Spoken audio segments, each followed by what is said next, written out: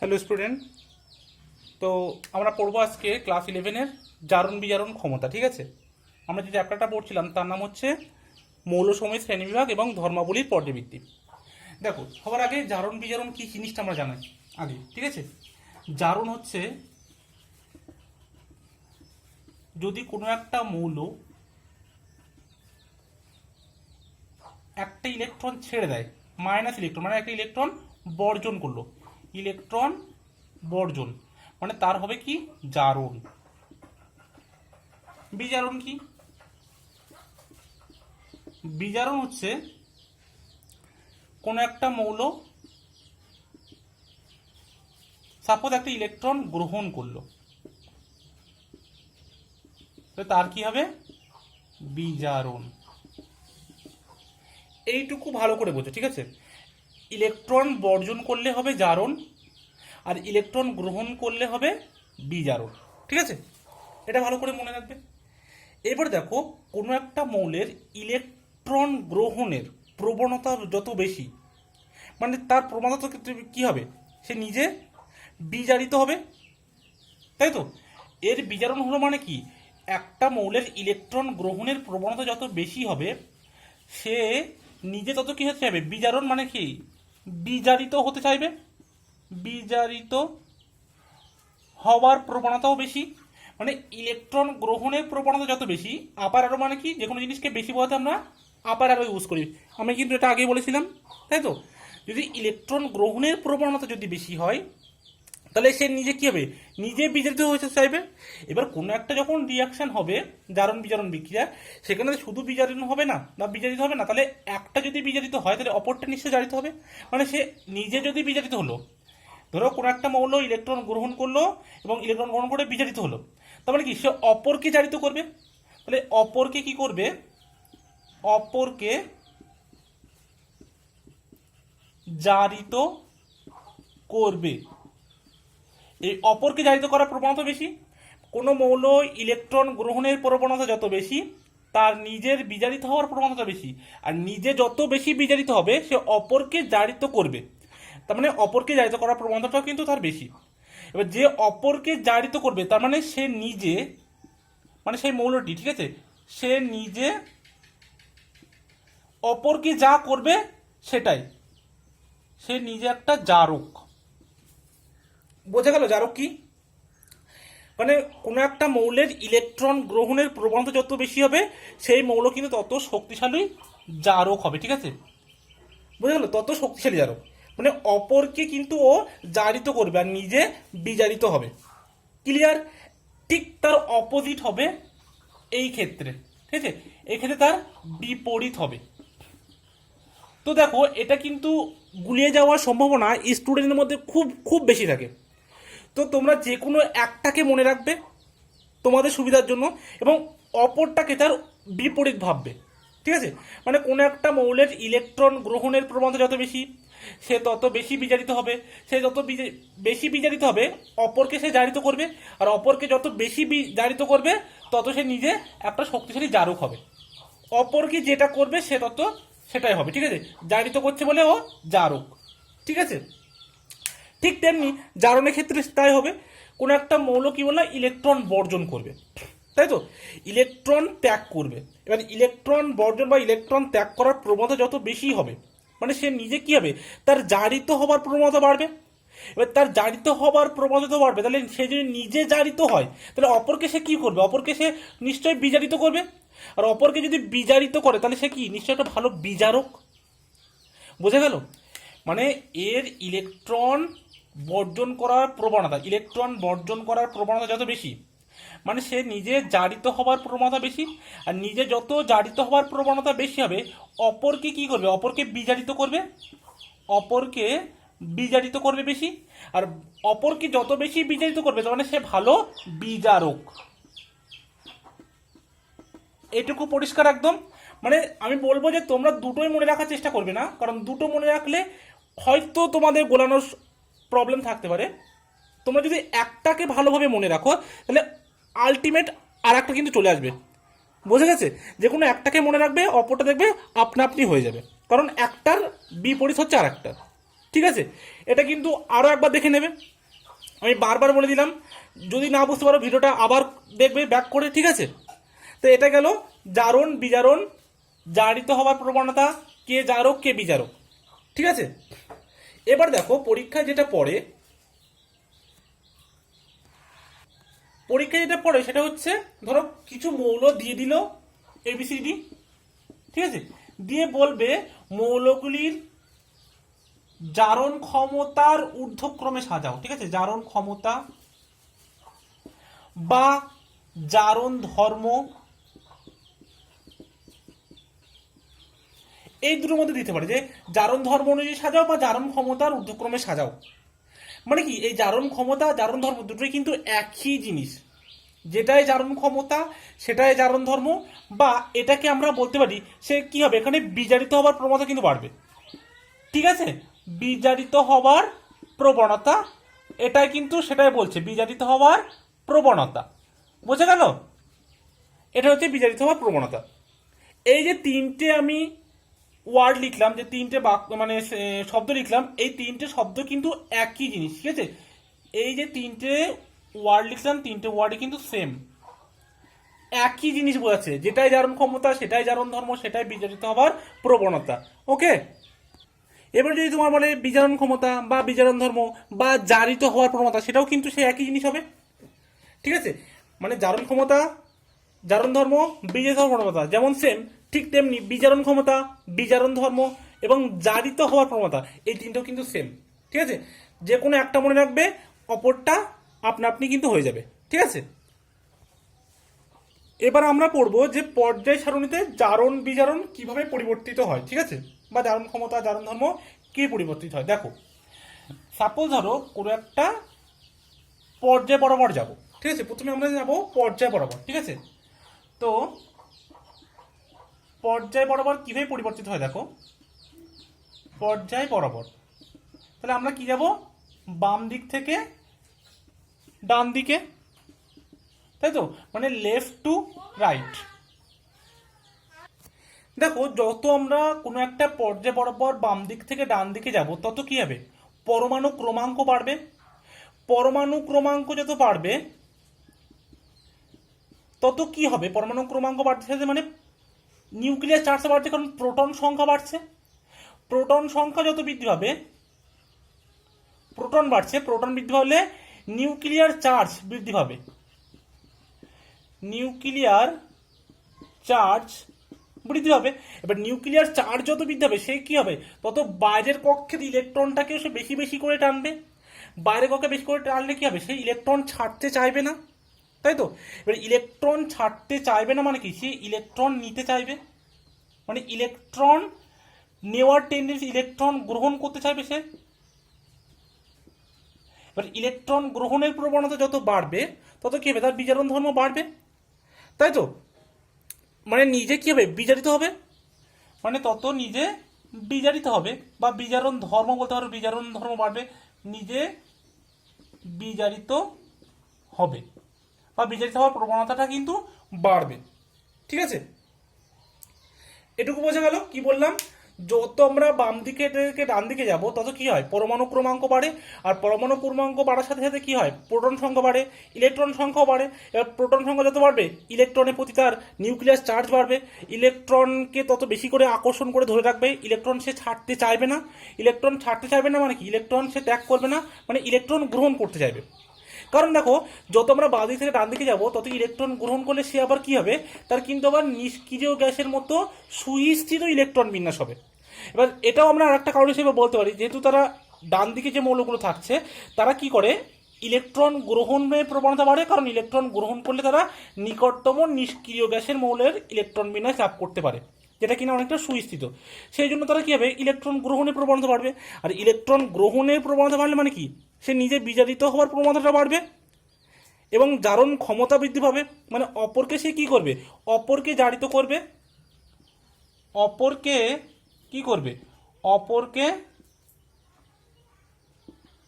অপরকে জারিত করবে, ঠিক আছে, অপরকে জারিত করার প্রবণতা কিন্তু বৃদ্ধি পাচ্ছে, মানে কি তার জারণ ক্ষমতা কিন্তু বৃদ্ধি পাচ্ছে, জারণ ক্ষমতা, অপরকে যত জারিত করার প্রবণতা বাড়বে তত মানে তার জারণ ক্ষমতা তত বৃদ্ধি পাবে, মানে সে তত ভালো শক্তিশালী জারক। শক্তিশালী জারক, বোঝা গেল? এটা কিন্তু যেন একদম ক্লিয়ার হওয়া চাই, ঠিক আছে? পরমাণু ক্রমাঙ্ক যত বাড়বে প্রোটন সংখ্যা বাড়বে, প্রোটন সংখ্যা বাড়লে নিউক্লিয়ার চার্জ বাড়বে, নিউক্লিয়ার চার্জ যত বাড়বে সে বাইরের কক্ষে ইলেকট্রনটাকে খুব শক্তভাবে ধরে রাখবে, তার মানে কি সেই ইলেকট্রন ছাড়তে চাইবে না। আর একটা কারণ কি বললাম না, যত আমরা ডান দিকে যাব বাম দিক থেকে ডান দিকে গেলে কি হবে, তারা ইলেকট্রন গ্রহণের প্রবণতা বাড়ে। কারণ কি না, ইলেকট্রন গ্রহণ করলে তারা নিকটতম নিষ্ক্রিয় গ্যাসের মতো ইলেকট্রন বিন্যাস লাভ করে, যেটা কিনা অনেকটা সুস্থিত স্টেবল, যার জন্য কি হবে, তারা ইলেকট্রন গ্রহণের প্রবণতা বাড়ে। আর যত ইলেকট্রন গ্রহণ করে তার মানে কি সে নিজে বিজারিত হয়। আর যদি কোনো একজন বিজারিত হয় মানে সে অপরকে কি করতে চাইবে, অপরকে নিশ্চয়ই জারিত করতে চাইবে, মানে কি তার জারণ ক্ষমতা অনেক বেশি। আর যার জারণ ক্ষমতা যত বেশি সে তত শক্তিশালী জারক, ঠিক আছে? ঠিক তার অপোজিটটা কিন্তু আমরা যখন দেখব গ্রুপ বরাবর উপর থেকে নিচে আসবো, ঠিক তার উল্টোটা হবে, ঠিক আছে? একদম বিপরীত। দেখো তাও আমি একবার বলে দিচ্ছি যে গ্রুপ বরাবর কিভাবে হয়। তো দেখো শ্রেণী বরাবর যদি আমরা উপর থেকে সাপোজ নিচে নামি, ঠিক আছে?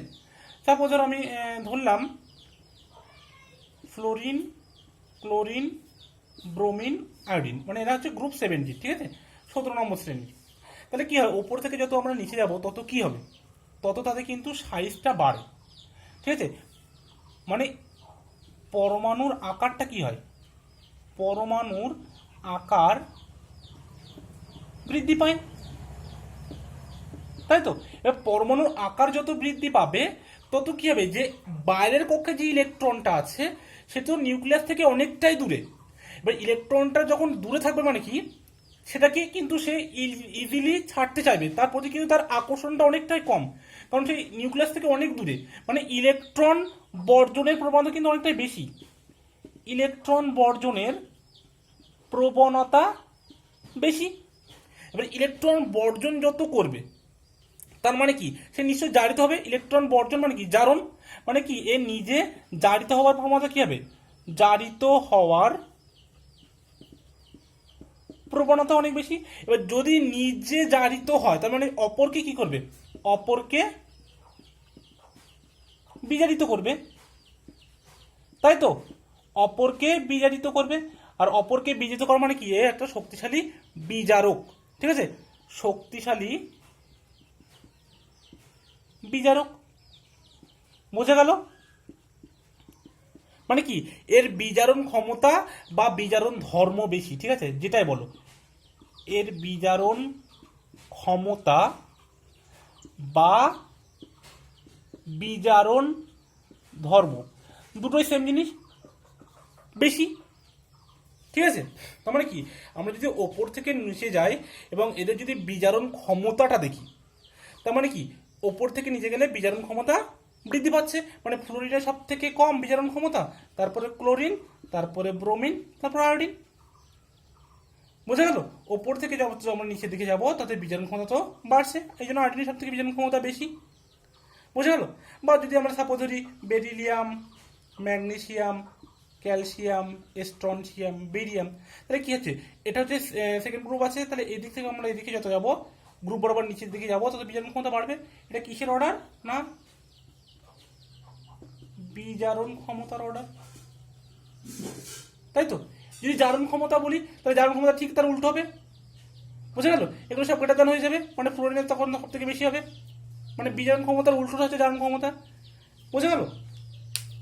তো এই ছিল জারণ বিজারণ ক্ষমতা। এবার আমরা পড়বো ইলেকট্রন আসক্তি, ঠিক আছে? দেখো তো সবাই হেডিং দাও, ইলেকট্রন আসক্তি বা ইলেকট্রন গ্রহণ এনথালপি, ঠিক আছে? এই যে ইলেকট্রন আসক্তি এটা কিন্তু সম্পূর্ণ বিপরীত আয়নন বিভবের। তোমরা নিশ্চয়ই আগে আয়নন বিভব পড়েছো, আগের ক্লাসে আমি আয়নন বিভবটা পড়েছিলাম। তো সেই আয়নন বিভবের একদম সম্পূর্ণ বিপরীত হচ্ছে ইলেকট্রন আসক্তি। আয়নন বিভব কি করতে হয় দেখো, আয়নন বিভবের ক্ষেত্রে পরমাণুর মানে যে বিচ্ছিন্ন প্রসম গ্যাসীয় যে পরমাণু থাকে সেই পরমাণুর বাইরের কক্ষ থেকে একটি ইলেকট্রন বার করতে গেলে যে পরিমাণে এনার্জি দিতে হতো সেটা ছিল আয়নন বিভব, ঠিক আছে? কিন্তু ইলেকট্রন আসক্তি একদম উল্টো, মানে এবার আমরা কি করবো, ইলেকট্রন যোগ করব। আগের বার আয়নন বিভাগের ক্ষেত্রে কি করছিলাম, ইলেকট্রনটাকে বার করছিলাম, আর ইলেকট্রন আসক্তির ক্ষেত্রে ইলেকট্রন যোগ করব। কোথায় না, ঠিক তেমনি ওই রকম একজন গ্যাসীয়, প্রসম এবং বিচ্ছিন্ন পরমাণুর ভ্যালেন্স শেলে একদম বাইরের কক্ষে একটা ইলেকট্রন যোগ করব। তাহলে ইলেকট্রন যোগ করলে যে পরিমাণে এনার্জিটা ও ছেড়ে দেবে সেটা হচ্ছে ওর ইলেকট্রন আসক্তি। ঠিক আছে, এখানে একটা জিনিস খুবই ইম্পর্টেন্ট কথা, দেখো ইলেকট্রন আসক্তি আর ইলেকট্রন গ্রহণ এনথালপি অনেকেই ভাবে যে এটা সমান, কিন্তু অ্যাকচুয়ালি সমানই, কিন্তু এদের মানটা সাইনের থেকে একটু আলাদা, সাইনে একদম উল্টো। মানে ইলেকট্রন আসক্তি, যেটাকে আমরা ইলেকট্রন অ্যাফিনিটি বলি, আসক্তি মানে কি, কোনো কিছুর প্রতি টান। ঠিক আছে, ইলেকট্রন আসক্তি মানে ইলেকট্রনের প্রতি টান বা ইলেকট্রনের প্রতি ঝোঁক, প্রবণতা। ঠিক আছে, যেটাই বলতে পারো, একটা টানই বলো। তাহলে ইলেকট্রন আসক্তি বা ইলেকট্রন যাকে বলা হয় ইংলিশে ইলেকট্রন অ্যাফিনিটি, টার্মগুলো একটু মনে রাখবে। ইলেকট্রন আসক্তিকে বলা হয় ইংলিশে ইলেকট্রন অ্যাফিনিটি। একটা ইলেকট্রন অ্যাফিনিটি যা হবে, আর ইলেকট্রন গ্রহণ এনথালপিকে যেটা দিয়ে প্রকাশ করা হয় সেটা হচ্ছে ডেল্টা এইচ। ঠিক আছে, এই যে ডেল্টা এইচ এটা হচ্ছে ইলেকট্রন গ্রহণ এনথালপি। এই ইলেকট্রন গ্রহণ এনথালপি এবং ইলেকট্রন আসক্তি দুটো একই, কিন্তু কি হবে, এটা যদি প্লাস হয় এটা হবে মাইনাস। এইটুকু জিনিস শুধু মনে রাখবে, মানে ভ্যালু সেম কিন্তু জাস্ট অপোজিট সাইন। এটা যদি পজিটিভ হয় এটা হবে নেগেটিভ। এটা কিন্তু ভেরি ভেরি ইম্পর্টেন্ট। এটা সবার প্রথমে বলার একটা কারণ আছে, কারণ তোমরা যখন বইতে পড়বে ওখানে দেখবে লেখা থাকবে ইলেকট্রন আসক্তি, কিন্তু যে সমস্ত ভ্যালুগুলো ওখানে দিয়েছে সব কিন্তু ডেল্টা এইচ এর টার্মে, মানে ইলেকট্রন গ্রহণ এনথালপির মানে। এবার তোমরা যখন আমি যখন ইলেকট্রন আসক্তিটা পড়াবো বা ইলেকট্রন অ্যাফিনিটি পড়াবো, তখন যে ভ্যালুগুলো বলবো দেখবে তার সাথে সম্পূর্ণ ডেল্টা এইচ এর ভ্যালু একদম উল্টো হবে। কারণ কি হবে, এটা যতটা নেগেটিভ হবে এটা ততটা পজিটিভ হবে। সাপোজ ধরো কোনো একটা 100 আছে আর একটা আছে -100, মানে কি এটা যত বড়, একটা মাইনাস সাইন যদি দিই তাহলে তত ছোট হবে। দেখো ধরো সাপোজ একটা এখানে আছে 10, এখানে আছে -10, তাহলে বলো কোনটা বড়, -100 বড় না -10 বড়? অবশ্যই কিন্তু -10 বড়, -100 কিন্তু বড় না। কারণ যে সংখ্যা যত বড় হবে তার আগে যদি আমরা মাইনাস সাইনটা দিয়ে দিই সেটা কিন্তু তত ছোট হবে। এবার 10 আর 100-র মধ্যে কি 100 বড়, কিন্তু যদি আমি তাদের আগে সাইনটা নেগেটিভ দিয়ে দিই, মানে যে সংখ্যাটা যত বড় ছিল সেটা ততটাই কিন্তু ছোট হয়ে গেল। এটা কিন্তু একটু মনে রাখবে। এই জন্য তোমরা যখন বইতে পড়বে তখন যেন গুলিয়ে না যায়, তো যে কোনো একটা টার্মে পড়বে। তোমাদের বইতে বেশিরভাগ ইলেকট্রন গ্রহণ এনথালপি এই টার্মে সমস্ত ভ্যালুগুলো দেওয়া আছে। ঠিক আছে, এটা জাস্ট বলার ছিল। তো দেখো ইলেকট্রন গ্রহণ এনথালপি বা ইলেকট্রন আসক্তি, তাহলে আমি কি বললাম, যে ধরো কোনো একটা পরমাণু আছে, সাপোজ এটা ধরো তার বাইরের কক্ষ যেটাকে বলা হয় ভ্যালেন্স শেল। ঠিক আছে, মানে সর্ববহিস্থ কক্ষ এটা। এবার সর্ববহিস্থ কক্ষে কি হবে, এবার এই পরমাণুটা কেমন না, এই পরমাণুটা হচ্ছে প্রসম, বিচ্ছিন্ন এবং গ্যাসীয়। তোমরা কালকে একজন জিজ্ঞাসা করছিলে স্যার এইগুলো কেন, কেন প্রসম, কেন বিচ্ছিন্ন, কেন গ্যাসীয়? এই প্রসম দেখো, বিচ্ছিন্ন গ্যাসীয় এই জন্য হয় যখন কোনো একটা, সাপোজ কোনো একজনের যদি ধর্ম আমরা নির্ণয় করতে চাই বা বার করতে চাই, তাহলে যদি কোনো একটা গ্রুপ বা কোনো একটা কম্পাউন্ডের সাথে যুক্ত থাকে তাহলে তার কিন্তু যে ধর্মটা অনেকটা পাল্টে যেতে পারে। সেই জন্য কারো ধর্ম যখন আমরা বিচার করবো, তো শুধু তার ধর্ম বিচার করার জন্য তাকে অবশ্যই একটা বিচ্ছিন্ন অবস্থা থাকতে হবে, মানে শুধু তাকে থাকতে হবে। এই যদি এই পরমাণুটা কোনো একটা যৌগিক আকারে থাকে তাহলে সেখানে কিন্তু তার ধর্মটা একটু হলে পাল্টাতে পারে। সেই জন্য ধর্মটা যখন আমরা বিচার করব তখন সেটা অবশ্যই বিচ্ছিন্ন নেব, এবং সেখানে যেন কোনো চার্জ মানে ক্যাটায়ন বা অ্যানায়ন হিসেবে না থাকে, যেন প্রসম থাকে। এবং গ্যাসীয়টা এই জন্য, কারণ গ্যাসীয় অবস্থায় কিন্তু মৌলগুলো বিচ্ছিন্ন অবস্থায় থাকে। কারণ যখন গ্যাসীয় অবস্থা থাকে তখন মৌলগুলো কি হয়, যে পরমাণুগুলো থাকে পরমাণুগুলো কিন্তু অনেক দূরে দূরে দূরে থাকে, মানে সেটা তখনই কিন্তু বিচ্ছিন্ন অবস্থা থাকে। সেই জন্য কিন্তু গ্যাসীয় অবস্থায় নেওয়া হয়। তাহলে এই তিনটে টার্মের মানে কিন্তু বসিয়ে দিলাম, কালকে একজন জিজ্ঞাসা করছিল।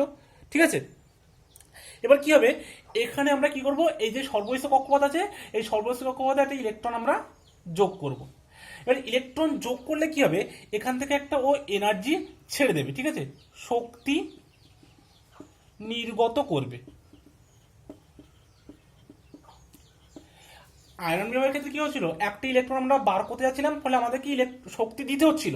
এবার আমরা একটা ইলেকট্রন যোগ করব, মানে কি শক্তিটাও ছেড়ে দেবে। বুঝে গেল? যে কোনো জিনিসে ধরো সাপোজ দুটো এরকম যখন পরমাণু পরস্পর যুক্ত হয় তখন কি হয়, সেখান থেকেও ক্ষেত্রে শক্তি নির্গত হয়। সবসময় কি মনে রাখবে, শক্তি বার হয়।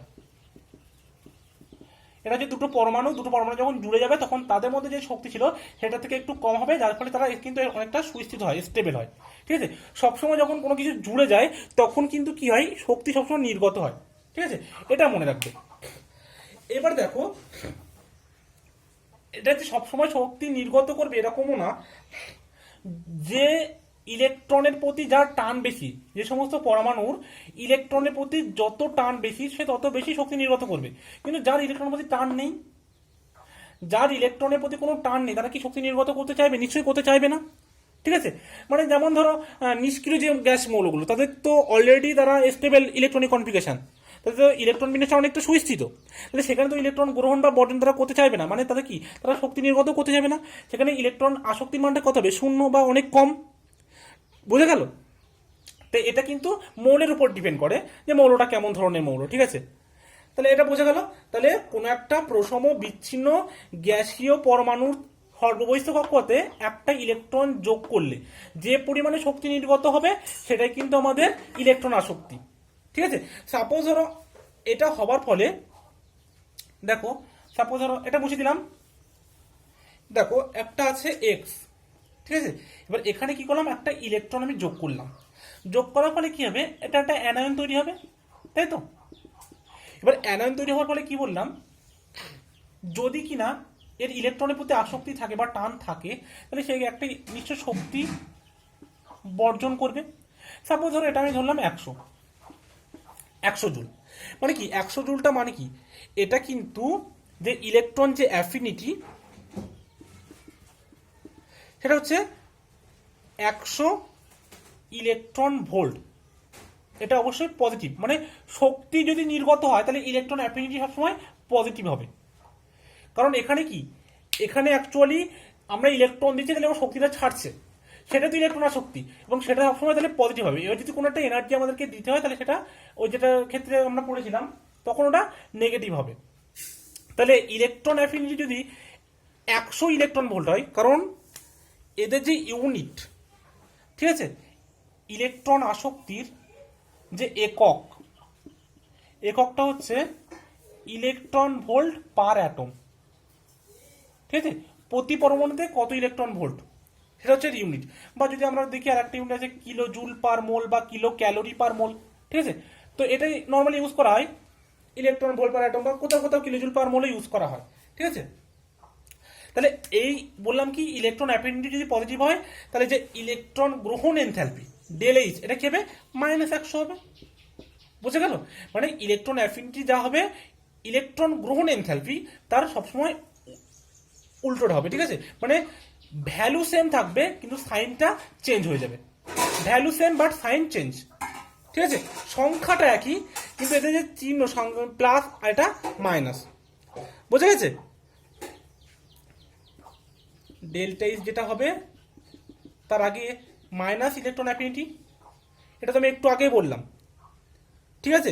এবং ইলেকট্রন আসক্তি যাকে বলে সেই সংখ্যাটাও আমি বলে দিলাম, এদের একক কি সেটাও কিন্তু আমরা বললাম। ঠিক আছে?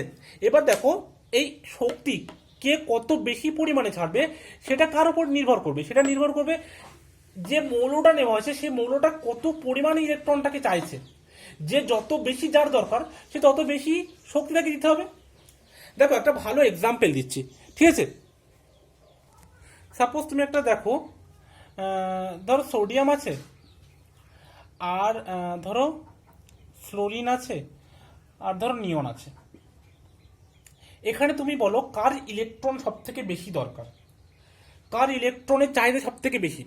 দেখো ফ্লোরিনের যদি একটা ইলেকট্রন যোগ হয় তাহলে সে কি হবে, সে নিকটতম নিষ্ক্রিয় গ্যাস।